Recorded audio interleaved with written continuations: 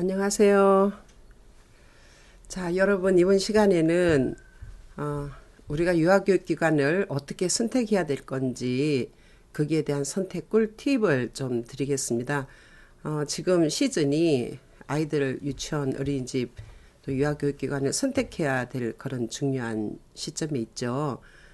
이때 우리는 다 좋은 교육기관을 보내고 싶고 또 그것이 엄마들의 또 소망일 거예요. 그러면 유치원 어린이집을 선택할 때 무엇보다도 중요한 것은 엄마나 부모가 할 수 없는 것들을 유아교육관에서 해줄 수 있는 것이 가장 중요하다고 생각합니다. 지금 우리는 대부분 이제 원장님을 보고 보낸다든지 또 교사 보고 보낸다든지 또 물리적인 시설을 보고 시설이 좋아서 그원을 보낸다든지 또 교육과정이 정말 좋다 이렇게 해서 보내신다든지 수업료 또 특활비 뭐 이런 것도 이제 상관이 있죠. 그렇게 보내시는데 저는 무엇보다도 우리 그 교육적인 측면에서 보면 원장님의 교육 철학이 도대체 어떤 철학을 갖고 있는지 또 교육과정은 국가 수준의 교육과정을 하고 있는지 그리고 지금 놀이가 매우 중요하게 부각되고 있는데 교육 프로그램 속에 놀이를 하고 있는지 그리고 프로젝트가 너무 중요하다고 그러는데 이 프로젝트를 제대로 하고 있는지 또 아이들을 평가할 수 있는 그런 전문적인 그 능력이 교사에게 갖춰져 있는지 자, 이런 것들이 부모님이 할 수 없는 대표적인 일이라고 생각을 하고 그럼 유아교육기관에서 어떻게 또 그 아이들을 제대로 교육을 시켜야 되는지 또 여러분들은 입학할 때 입학 자원에 원서를 낼 때 원장님한테 이제 뭘 물어보고 싶은지 그런 것에 관해서 조금 나누도록 하겠습니다. 저는 무엇보다도 그 원장의 교육 철학이 매우 중요하다고 생각합니다. 원장님의 교육 철학에 따라서 모든 프로그램이 이제 구성이 되기 때문에 원장님의 교육 철학이 어떠냐에 따라서 정말 아이들이 1년 배우는 그 교육 내용이 달라져요. 그래서 저는 일반적으로 이제 우리 유아교육에서 보는 이제 교육 철학이 세 가지가 있어요. 하나는 성숙주의, 또 행동주의, 구성주의인데 지금은 우리가 어디로 가야 되냐면 구성주의로 가야 되는 거예요. 그러면 구성주의로 가려 그러면 구성주의에 맞는 프로그램을 해야 되거든요. 그래서 여러분들이 원에 가서 이제 이렇게 살펴볼 때 그냥 그 수업했는 것만 이렇게 보더라도 이건 구성주의를 하고 있는지 성숙주의를 하고 있는지 보이시거든요. 그래서 먼저 우리 유아교육 철학 이제 크게 세 가지를 잠깐 보겠습니다. 성숙주의예요. 이건 레츄러리즘이라 그러는데 그 성숙주의 이론가들은 뭐라고 얘기를 하냐면 아이들이 발달되는 것이 이 속에 있다고 보는 거예요. 생물학적인 성숙 또 DNA가 어떤지 그 내적으로 아이들이 성숙하는 이것이 어떤 유전 인자의 그 어떤 프로그램이 이제 프로그램화돼 있다고 보는 거예요. 예를 들어서 이제 아이들이 1살이 되면 걷죠. 그 다음에 3살 정도 되면 세발 자전거를 탈 수 있잖아요. 자, 그 다음에 청소년기가 되면은 제2차 성징이 나타나죠. 자, 그 다음에 노인이 되면 흰머리가 나타나죠. 이런 것들이 어떤 유전 인자에 따라서 다 프로그램화되어 있기 때문에 그 나이가 되면 그냥 이 발달은 따라오는 거라고 이렇게 보는 거예요. 자, 그런데 이 성숙주의의 대표적인 학자가 누구냐면 게젤이라는 분이에요.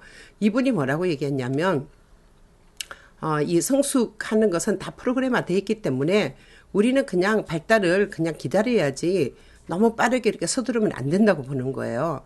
그래서 이제 이분이 그 중요하게 생각하는 것이 이 성숙을 초월할 수 있는 그런 교육은 없다고 보는 거예요. 그래서 이분은 이 계제는 뭐라 그러냐면 그 어떤 그 발달이라는 것이 전부 다 이렇게 그 프로그램화 돼 있기 때문에 몇 세의 발달 과압이 있고 몇 세의 발달 과압이 있고 이걸 쭉 이렇게 나열을 했어요. 근데 이분은 성숙주의의 대표적인 이제 이 프로그램은 바로 몬테소리 프로그램이다. 이제 이렇게 보고 있는데 여러분들이 아이들 이제 입학하러 이렇게 원에 가면 아직도 몬테소리 교구를 가지고 몬테소리 교육을 하고 있는 원은 피하셔야 되는 거예요. 왜 그러냐면 몬테소리 교육은 성숙주의 이 교육 철학에 의해서 만들어진 거기 때문에 이미 이 교육 프로그램도 굉장히 유행이라는 유행을 타고 있는데 우리나라 지금 교육과정하고는 맞지를 않아요. 그래서 이 성숙주의가 이런 문제가 있구나 이렇게 생각을 좀 하셔야 돼요. 이미 아이들이 이제 발달을 이 놀이가 이제 발달을 이끌어 갈 수 있도록 그렇게 보는 그 구성주의 측면에 이제 가 있는데 아직도 아이들을 발달을 기다리고 글자를 하나 배우려 그래도 아이들이 글자에 흥미를 내고 엄마 이거 무슨 글자야? 이렇게 물었을 때 글자를 가르쳐라. 기다려라 이렇게 보거든요. 그래서 이런 거는 이제 맞지 않다고 생각을 합니다. 스탠리 홀이 뭐라고 얘기했냐면 아동 발달에는 환경적인 것보다 유전이 더 중요하다.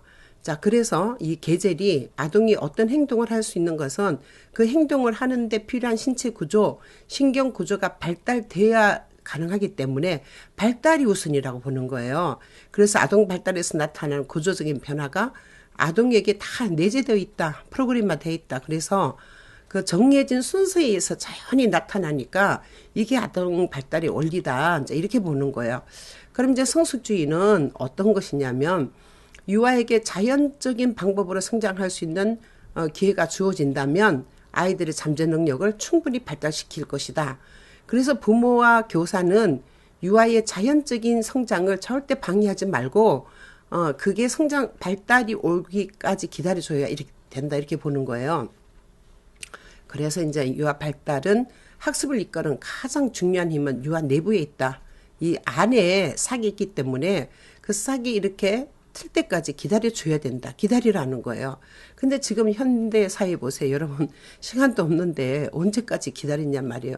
그 아이가 발달될 때까지 기다려주는 거는 엄마들이 너무 힘들다고 생각을 하는 거죠.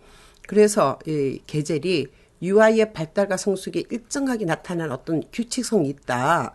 그래서 연령 단계별로 이 발달 기준 척도를 만들어서 이것이 지금 이 보편화돼서 그 아동 발달의 이제 이 패턴을 볼 수 있는 걸로 이렇게 제시를 한 거예요.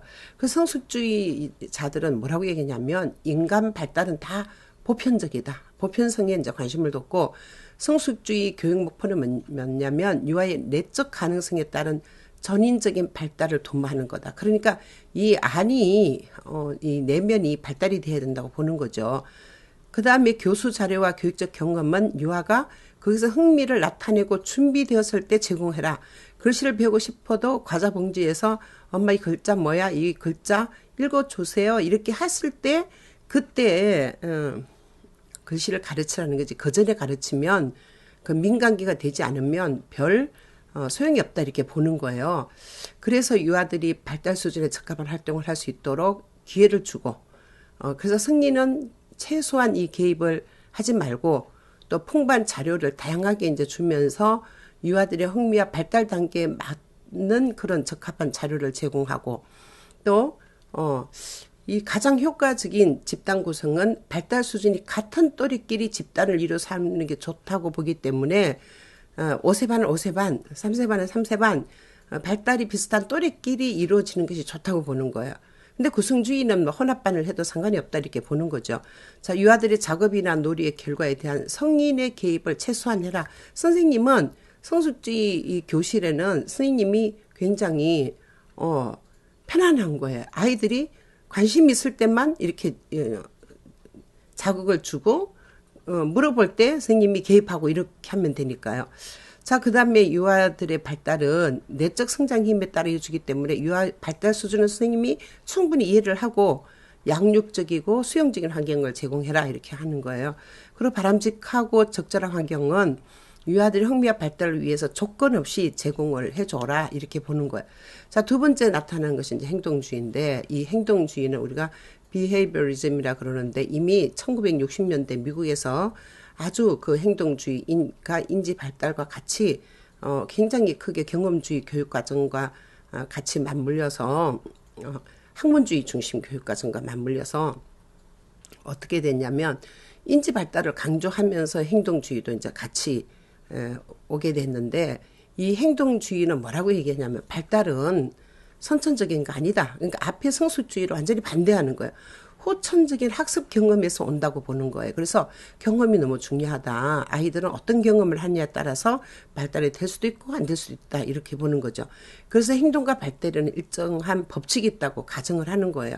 그래서 대표적인 학자가 손다이크라는 선생님인데 이분이 뭐라 그러냐면 아동의 습관 형성과 정신의 기능이라는 것은 어떤 주어진 자극과 그에 대한 반응의 연합이라고 보는 거예요.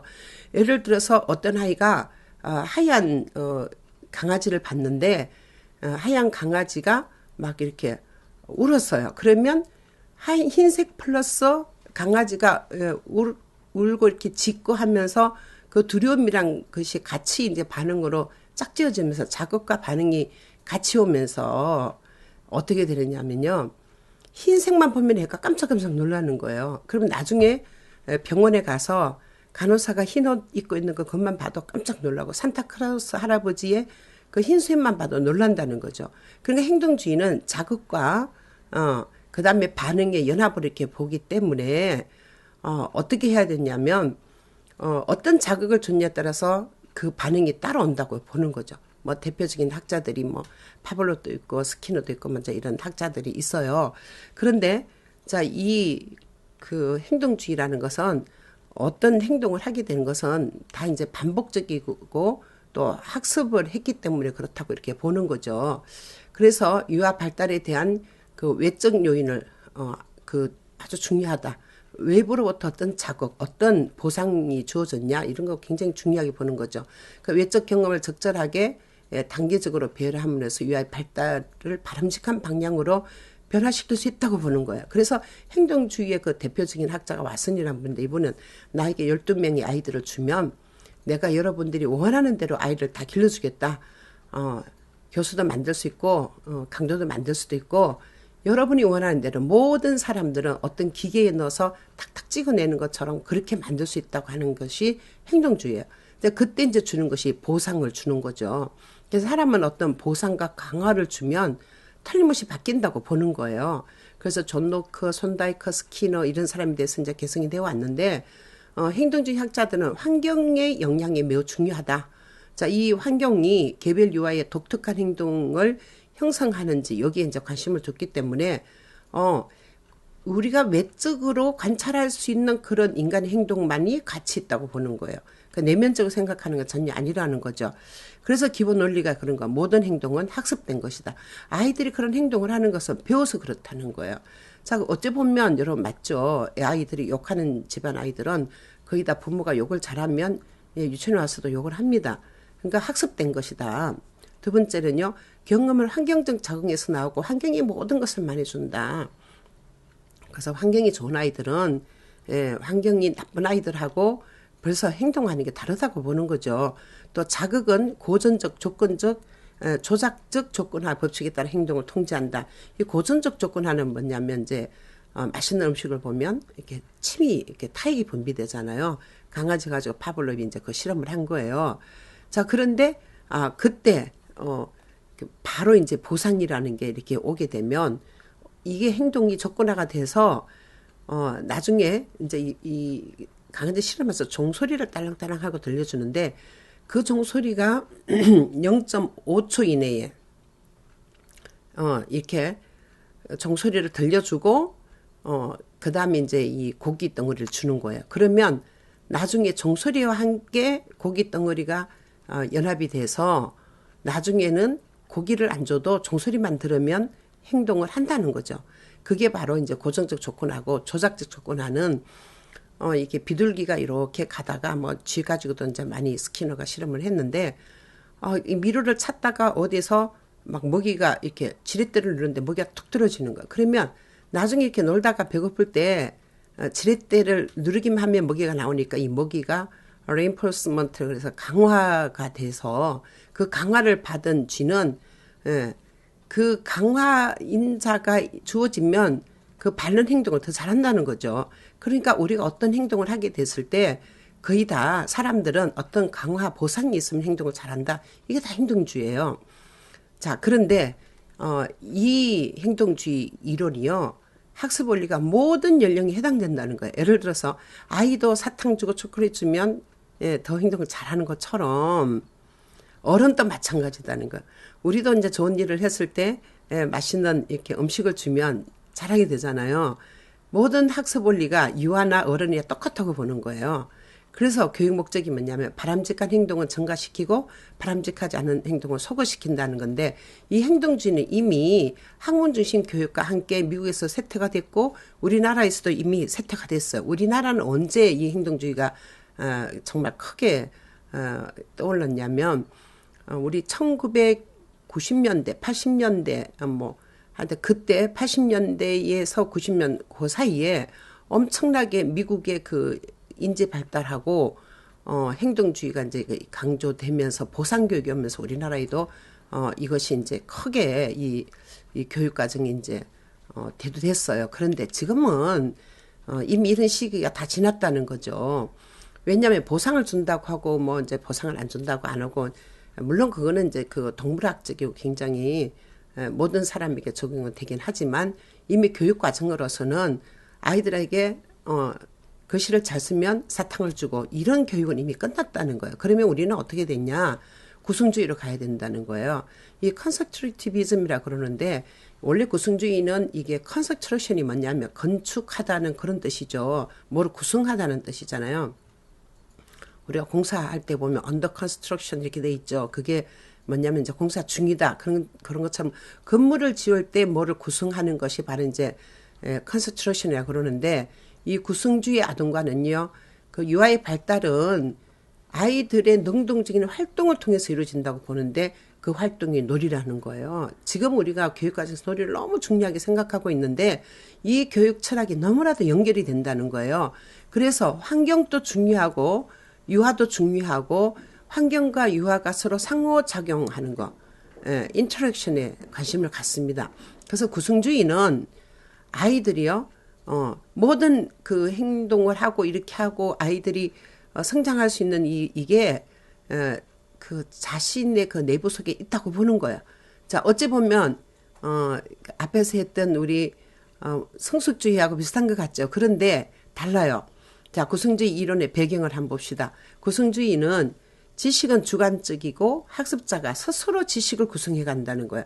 자, 어떤 지식을 아는 것은 아이가 스스로 자기의 지식을 구성해 가기 때문에 개인이 자신의 경험을 기초로 이걸 구성해 간다고 보기 때문에, 이 경험이 뭐냐면 놀이 경험이 많은 아이들은 더 창의적으로 되고 또 다른 아이랑 다른 생각을 할 수밖에 없다는 것이 바로 이 구성주의 이론의 배경입니다.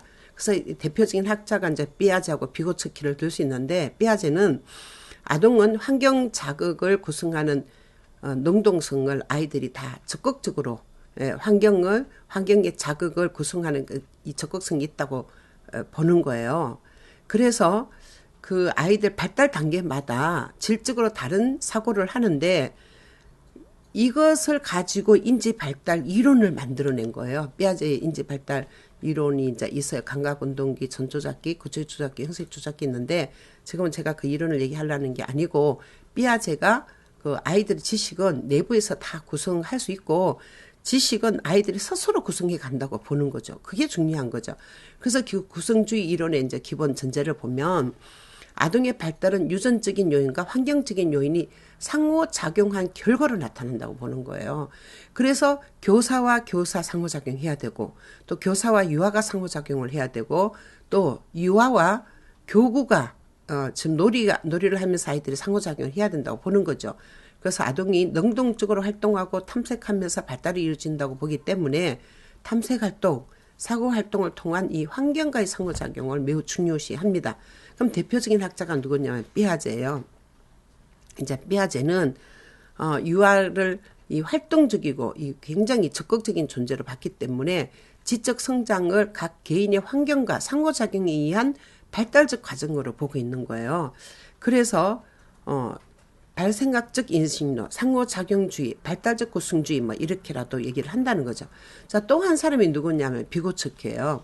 자, 비고츠키는 이분은요 삐아제보다 더 놀이에 대해서 강조를 하고 있습니다. 유아 다른 중요한 사람, 이게 이제 의미 있는 타자인데, 유아 외에 교사 될 수도 있고 부모도 될 수 있고 그 친구들도 될 수 있죠. 그 사람들과의 상호작용이 발달과 연결된다고 보는 거예요. 그래서 사회문화적 구성주의 이론을 주장한 거예요. 사회문화가 너무 중요하다. 그 사람이 태어난 그 사회문화에 어떤 놀이가 있었냐. 그 사회문화에 중요하게 본 것이 어떻게 있냐. 이런 것들이 전부 다 상호작용을 하면서 성장을 한다는 거죠. 그래서 비고츠키는 그 놀이를 중요한 학습 매개로 봤습니다. 여러분 지금 이제 교육과정이 갑자기 왜 이렇게 놀이를 강조하느냐면 구성주의 철학에 기초하고 있기 때문에 그랬습니다. 자, 앞에 우리 성숙주의에서 했던 몬테소리는 그 교구를 가지고 놀이를 하면요. 교구 다 뺐습니다. 왜 그러냐면 아이들이 교구를 가지고 상상 활동을 하거나 팬타스틱한 이런 걸 하면 이 놀이 교구가 수막대 같은 경우는요. 완전 무기가 될 수 있는 거예요. 그러니까 절대로 상상을 못하게 합니다. 자, 그런데 그 지금 또 성숙주의 교육 철학을 가지고 지금 시대에 교육 프로그램 하고 있다 그러면 이건 시대에 뒤떨어진 거죠. 그래서 원장님도 바뀌셔야 되고 교사도 바뀌어야 되고 세계적인 교육 과정의 그 흐름에 따라서 우리가 갈 수밖에 없다는 거죠. 그래서 놀이가 중요한 학습 매개로 보기 때문에 놀이 속에서 유아는 자신이 속한 사회의 상징과 개념을 상호작용하면서 배운다는 거예요. 이거를 통해서 사회적 기술, 소셜 스킬을 배우게 되는데 놀이를 통해서 아이들이 어떤 사람이 되어가고 사람과 사귈 때 어떻게 해야 되고 이런 소셜 스킬, 사회적 기술을 배우기 때문에 놀이가 매우 중요하다고 보는 거예요. 유아의 학습 잠재력을 발달시키는 과정에서 부모, 교사, 또래 이 사람들의 협동이 너무나도 중요하다는 거예요. 그래서 이분이 만들어낸 것이 개념이 근접 발달 지대라는 게 있습니다. 이걸 뭐라고 영어로 하냐면 Zone of Proximal Development라 그래요. 자, JPD라고 그러는데 자, 아이가 현재 알고 있는 지식은 조금 아주 작아요. 그런데 선생님이나 부모나 자기보다 조금 유능한 또래가 이렇게 어떤 스캐폴딩해서 도와줘서 동 계단을 만들어줘서 이렇게 도달할 수 있는 거리는 그 잠재 능력은 포텐셜 어빌리티도 엄청 포텐셜 어빌리티가 크다고 보는 거예요. 그래서 우리는 그 아이의 지금 지식이 아니라 잠재되어 있는 그 지식을 크게 키워줘야 된다고 보고 JPD 개념을 만들어낸 거예요. 또 하나는 이제 스캐폴딩이라는 거 있는데 이건 이제 동기단을 주는 거예요. 자, 근접 발달 지대란 이런 거예요. 유아의 현재 경험 수준과 성인이나 교사, 유능한 또래의 도움으로 성취할 수 있는 잠재적인 수준과의 거리입니다. 이 거리를 짧게 하는 게 아니고요. 그 아이가 잠재 능력이 이렇게 표현할 수 있도록 도와준다는 거죠. 그래서 비고츠키는 근접 발달 지대의 형성을 위해서 사회문화적 환경과 의도적인 상호작용이 필요하다 그런 거야. 그래서 의도적으로 이 상호작용을 해야 된다. 그래서 앞에서 이제 삐아자는 뭐라고 얘기했냐면 발달 단계에 따라서 놀이가 다르듯이 발달이 되면 그 놀이도 다르게 한다고 보는데 비고츠키는 반대야. 아니다. 발달보다 더 중요한 것은 학습 환경을 주는 거다. 학습 경험을 주는 거다가 보는 거야. 그러니까 발달이 조금 덜 돼도 학습 경험을 주게 되면 그 아이가 상호작용을 통해서 더 빨리 잠재적인 능력을 개발할 수 있다고 보는 거죠. 이게 바로 현대의 우리 교육 철학입니다. 현대 지금 유아교육기관의 철학은 바로 구성주의거든요. 그래서 비고츠키는 교육이 발달을 주도한다고 보는 거예요. 교육이 우선이다. 교육을 먼저 주게 되면 발달은 따라온다 이렇게 보는 거죠. 여러분도 그렇지 않으세요?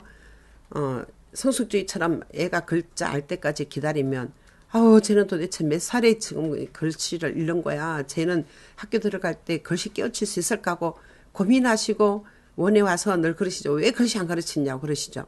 자, 이 원성리에서 또 이제 원장님들은 아이고 글씨 가르쳐라 그러고 행동주의로 해서 일일이 가르치는 걸 했다고 쳐봅시다.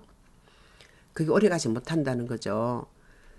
구성주의는 뭐라 그러냐면 자기가 스스로 다 지식을 구성할 수 있는 능력이 있기 때문에 선생님이 이제 이 좋은 경험을 주고 놀이를 통해서 주던 근데 우리가 이제 행동주의 사는 어떤 강간을 주고 막 하기 때문에 그것이 이제 아이들이 한 초등학교 3학년까지는 이렇게 실력이 뭐 있다고 치는데 그 이후부터 자꾸 이제 떨어진다는 거죠. 그 실력이 떨어지니까 구승주의가 온 거예요. 그럼 구승주의는 뭐라고 얘기를 하냐면 부모나 유능한 또래도 자기보다 조금 더 잘하는 또래. 그래서 여러분들도 아이들 이렇게 할 때 조금 똑똑한 애하고 같이 놀게 하면 좋겠다 그러시잖아요. 그게 이제 비교특기 이론에 하면 맞는 거예요. 발달이 우리 아이보다 조금 더 좋은 아이하고 이렇게 붙여줘서 이렇게 하시죠. 그 아이가 스캐폴딩을 할 수 있거든요. 그래서 여기서는 뭐라고 하냐면 이 교사와 성인, 유능한 또래 역할이 아주 중요한데 이때 근접 발달 지대를 형성하기 위해서는 스캐폴딩이 필요하다는 거예요. 그러니까 스캐폴딩은 뭐냐면 우리가 이제 도움 계단을 말하는데 예를 들어서 공사를 한다 그러면 공사장에 이제 뭐를 짐을 들고 지고 이렇게 계단을 올라가잖아요. 한 계단 한 계단 올라가잖아요. 그게 이제 스캐폴딩이라고 보시면 되는 거예요. 자, 어떤 거냐면 유아와 그 유아의 학습을 지원해 주는 거. 또 하나의 도구로서 작용을 하고 또 작업자의 작업 범위를 넓혀주고 작업자가 필요한 부분을 선택적으로 이렇게 도와주는 게 스캐폴딩이에요. 그래서 학습에서 스캐폴딩은 유아 스스로 문제를 해결할 수 있는 그 수준에 도달하기까지 유아의 행동 수준에 맞춰서 성인이나 또래가 도움을 주는 수준의 양과 방법을 조절하는 것이 바로 스캐폴딩이라는 거예요. 자, 짐을 지고 올라가는데 한 계단 한 계단 이렇게 가야 되는 아이가 있는가 하면 두 계단 또 이렇게 뛰어넘을 수 있는 아이도 있고 세 계단을 뛰어넘는 아이도 있을 수 있잖아요. 그래서 그 유아의 그 수행 수준에 맞춰서 자 성인이나 뭐 교사 또래가 이게 도움을 주는 걸 이렇게 스캐폴딩. 그래서 도움 계단을 만들어 주는 거라고 보시면 되는 거예요. 자, 구성주의는요. 다른 말로 우리 상호작용주의라고도 하고요. 1960년 이후에 지금까지 교육에 많은 영향을 이제 주고 있는데 우리 프로젝트 수업할 때 제가 전두희 대표적이라 그랬죠. 삐아제, 비고츠키 이런 분들이 바로 이런 분들이 영향을 받아서 구성주의가 이제 만들어진 거예요. 자, 전두희가 그 진보주의 그 철학을 만들어냈죠. 자, 그건 기본 가정이 뭐냐면 모든 건 변한다. 변하지 않고 정체되어 있는 것은 아무것도 없다. 그러니까 교육도 변해야 된다. 이게 전두희의 철학이에요. 그러면 전두희는 자기 실험학교를 만들어 갖고 아이들한테 수업을 했는데 그게 뭐냐면 프로젝트 수업이에요. 그래서 지금 여러분들이 원을 선택하려고 그럴 때 가장 중요한 것은 원장님의 교육 철학이 구성주의로 돼 있느냐. 그래서 원장님의 교육 철학이 무엇입니까? 그럴 때 우리는 구성주의 철학에 의해서 수업을 합니다. 그 원장의 철학이 반드시 그렇게 돼 있어야 그러면 구성주의 프로그램이 또 있다고요. 그럼 구성주의 프로그램이 뭐냐면 여러분 잘 아시는 프로젝트 수업입니다. 그럼 프로젝트 수업을 하고 있는 원들은 거의 원장의 철학이 구성주의라고 보시면 되겠죠. 행동주의 하면서 프로젝트 절대 못하거든요. 앞에 성숙주의도 안 됩니다. 성숙주의는 몬테소리고 행동주의는 프로그램이 뭐냐면 보상교육이에요. 헤드스타트 프로그램, 뭐 문화실조 아이들에게 주는 그런 프로그램인데 우리나라가 이미 너무 잘 살기 때문에 문화실조 프로그램은 이미 끝났다는 거죠. 문화적으로 실조한 아이들을 가정 방문한 교사가 일일이 찾아가면서 가르치고 이거는 우리도 하고 있지 않습니다. 그러니까 이제 구성주의로 가야 되는데 이 구성주의가 보세요. 전두희 진보주의에서 나왔다 그랬잖아요.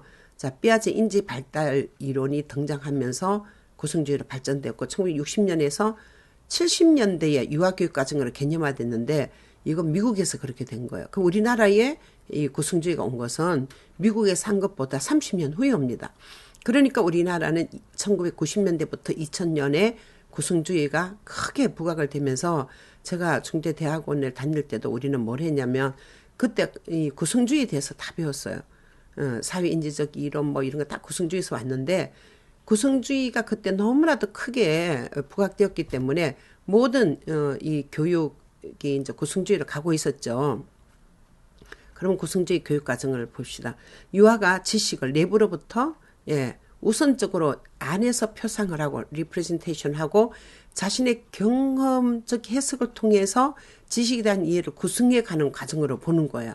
그래서 경험이 너무나도 중요하고 지식의 구성은 자기 경험을 하지 않는 것은 애들이 잘 얘기를 못 하잖아요. 그래서 이 지식은 내부로부터 우선 표상하고 자신의 경험적 해석을 통해서 그런 지식에 대한 이해를 구성해 간다고 보는 거죠. 그래서 유아는 자신의 현재 경험을 이전 경험과 통합해서 이후의 경험으로 연결시키는 거예요. 그러니까 현재 자기가 이제 이 경험하고 있는 것을 이전에 경험한 것하고 인티그레이션 하는 거죠. 통합해서 이후의 경험으로 연결시켜서 사건이나 사물에 대한 지식을 구성해 간다고 보는 거예요. 그래서 프로젝트는 경험을 많이 하잖아요. 그죠? 예. 그러니까 현재 경험 매우 중요하게 생각하고 그다음에 이전 경험 나누기를 하게 되잖아요. 여러분 유아교육의 어떤 프로그램도 이전 경험에 대해서 얘기하는 건 없습니다. 예. 단지 이 프로젝트는 이전 경험에 대해서 얘기를 하죠.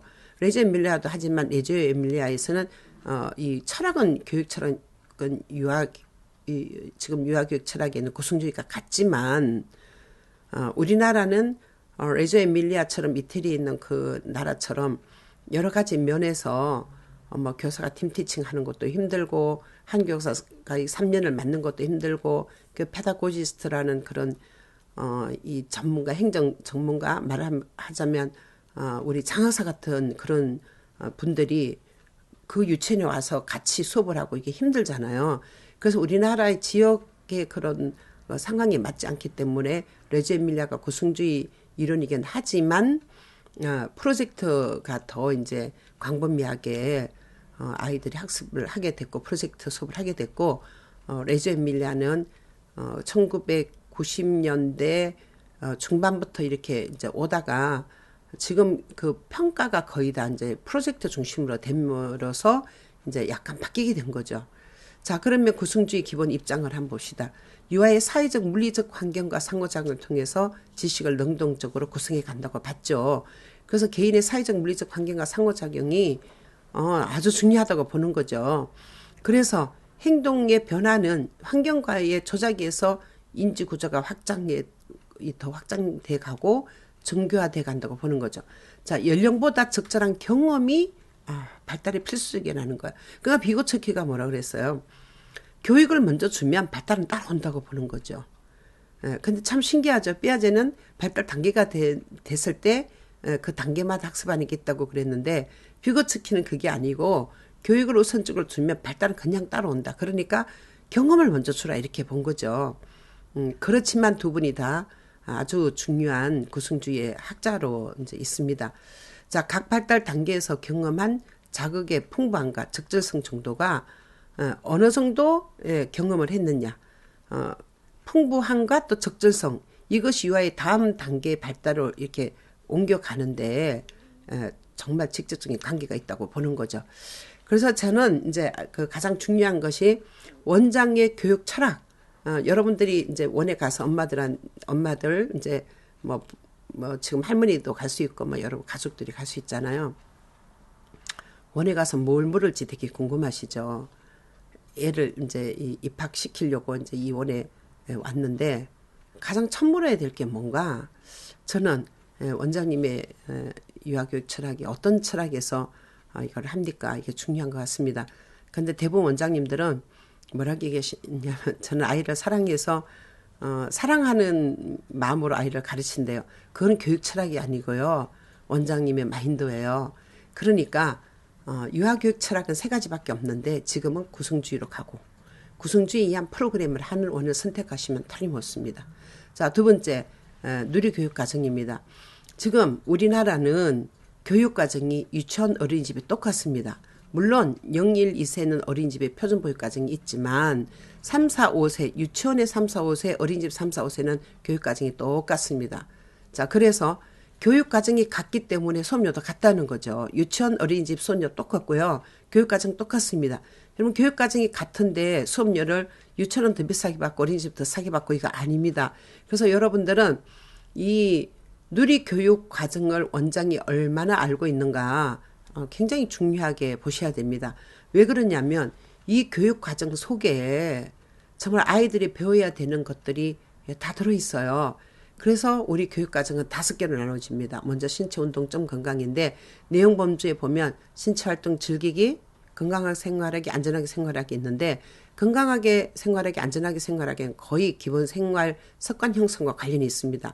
그러면 신체활동 즐기기 한번 보세요. 내용에 보니까 신체를 인식하고 움직인다. 이 감각적으로 움직이는 거. 여러분 이게 놀이를 생각해 보세요. 놀이하면서 아이들이 감각적으로 감각을 알아야 되는 오감각 다 알아야 되죠.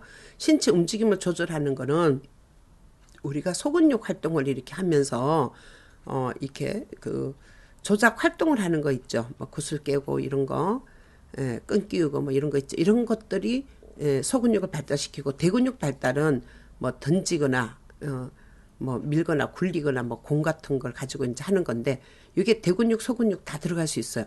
그 다음에 이제 이동 운동, 제자리 운동 도구를 이용하는 게 되는데 이동 운동은 뭐냐면 걸으면서 두 발을 동시에 걸으면서 움직이는 그런 운동이에요. 놀이하고 참 관련이 있어요. 제자리에서 하는 거는 한 발만 움직이면서 하는 거. 도구를 이용하는 것은 어떤 도구를 가지고 그 놀이 도구를 생각하시면 돼요. 운동을 하는 건데 모든 놀이는 신체 활동 즐기기에 내용 보면 하나밖에 없습니다.